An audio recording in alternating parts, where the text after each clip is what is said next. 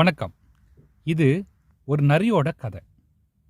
ஒரு காட்டில் ஒரு நரி இருந்துச்சு. சாதாரண நரி கிடையாது, பேச்சாலேயே எல்லாரையும் மயக்கிற நரி. அந்த நரி காட்டில் என்ன பிரச்சனை நடந்தாலும் முதல் ஆளாக வந்து நிற்கும். இந்த காட்டில் எல்லாரும் சமம், சின்ன பறவைக்கும் பெரிய சிங்கத்துக்கும் ஒரே உரிமை, பயமுத்திர ஆட்சியை ஒழிக்கணும் அப்படின்னு சொல்லி மேடை போட்டு தொண்டை கிழிய கத்தும். இதோட பேச்சை கேட்ட மான்கள் கைத்தட்டும், முயல்கள் எல்லாம் நம்பிக்கையோட பார்க்கும், பறவைகள் கூட இவன்தான் நம்ம காட்டோட எதிர்காலம்னு நினைக்கும். ஆனால் ஒரு வயசான ஆந்தைக்கு மட்டும் நரியை பார்த்தா சிரிப்பு வரும். ஏன்னா அந்த ஆந்தை பல காலமாக இந்த நரியை பார்த்துட்ருக்கு. ஒரு நாள் காட்டில் ஒரு பெரிய கூட்டம் நடந்துச்சு. அது என்னன்னா, இந்த காட்டுக்கு யார் தலைமை அப்படின்ற போட்டி.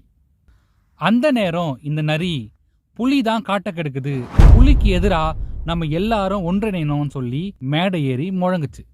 கூட்டமும் கை தட்டுச்சு.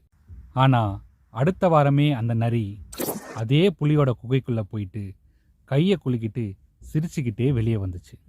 இதை பார்த்த மான்கள் அதிர்ச்சியாகி, நேற்று வர புலி ஆபத்துன்னு சொன்னியே அப்படின்னு கேட்டுச்சு. அதுக்கு அந்த நரி சிரிச்சுக்கிட்டே, காட்டை காப்பாற்றணும்னா சில சமரசம் செஞ்சு தான் ஆகணும்னு சொல்லிடுச்சு. சில காலங்கள் கடந்துச்சு.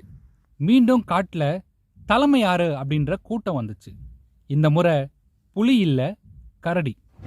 கரடி தான் இந்த காட்டோடைய மிகப்பெரிய ஆபத்து, கரடி புலியோடைய பி டீம்னு சொல்லி இந்த நரி மீண்டும் மேடை போட்டு முழங்குச்சு. மிருகங்களும் மீண்டும் கைத்தட்டுச்சு, மீண்டும் கோஷம் போட்டுச்சு. ஆனால் பதவி வாசனை அடிக்க ஆரம்பித்ததும் அதே கரடி கூட சேர்ந்து தேன் சாப்பிட்டுச்சு நரி. இப்படி ஒவ்வொரு காலத்துலேயும் எதிரி மட்டும்தான் மாறுச்சு, நரியோடைய ஆசை மாறவே இல்லை. இதை பார்த்த அந்த வயசான ஆந்தை மரத்து மேல் நின்று எல்லா மிருகங்களுக்கும் சொல்லிச்சு, இவன் காட்டை மாற்ற வரவன் இல்லை, காட்டில் எந்த ராஜா ஜெயிப்பான்னு அவன் பக்கத்தில் நிற்க வரவன் அப்படின்னு சொல்லிச்சு. இங்கே சில அரசியல்வாதிகளுக்கு கொள்கை வெறும் முகமூடி தான், பதவி தான் அவங்களுடைய உண்மையான முகம்.